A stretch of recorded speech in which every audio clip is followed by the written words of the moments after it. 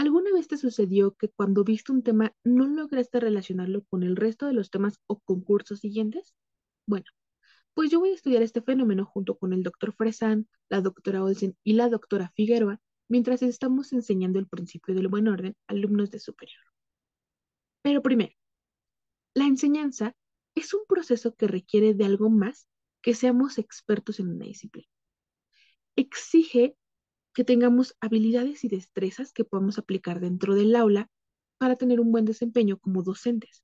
No se trata solamente de saber mucho, sino de poder compartir ese conocimiento.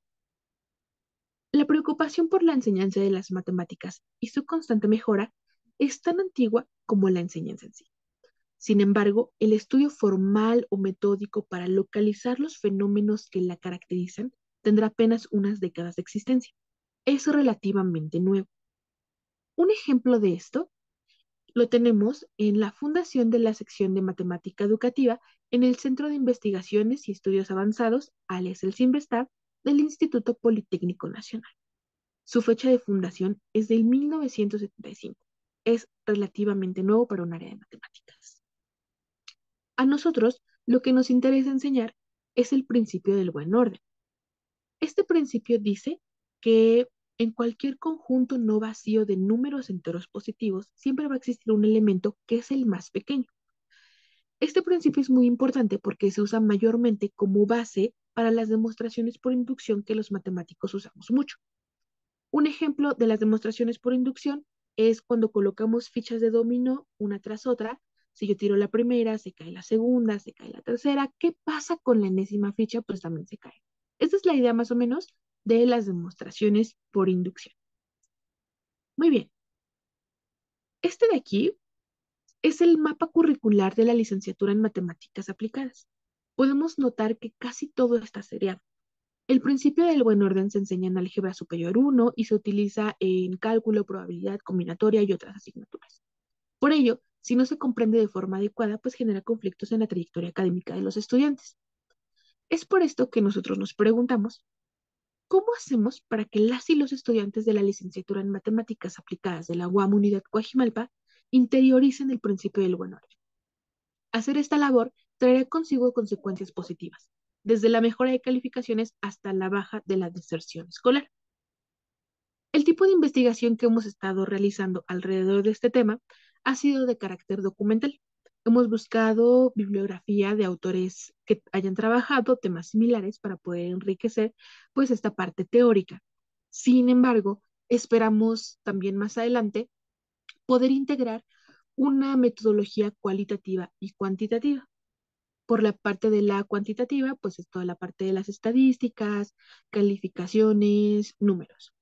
Por la parte de la metodología cuantitativa, pues tenemos todo lo que no podemos medir, como la parte de los procesos de enseñanza y aprendizaje de las y los estudiantes.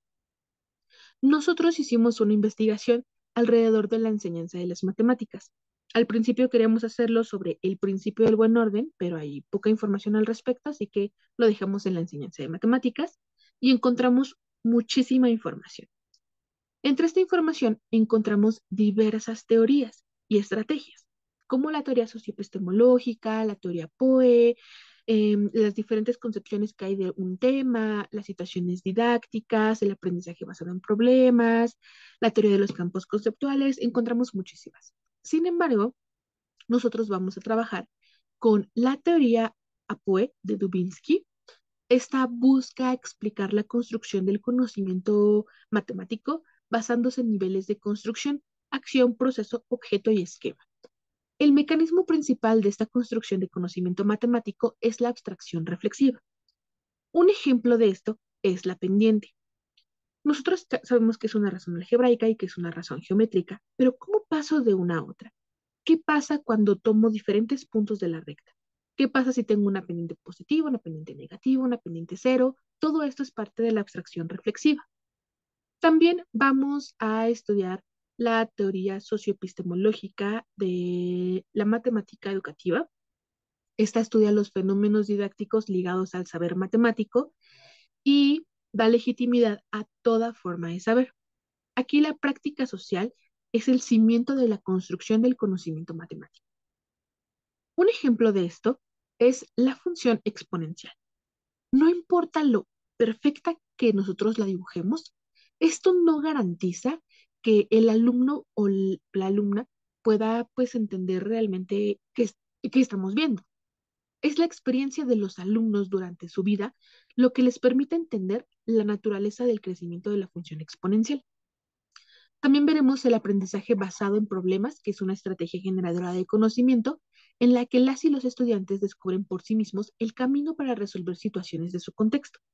Hacen pensar y ver las matemáticas de forma diferente a la usual, no de forma algorítmica. Estas estrategias y teorías las investigaremos a profundidad desarrollando ampliamente la investigación documental. Posteriormente las aplicaremos al principio del buen orden y finalmente pasaremos a la parte experimental.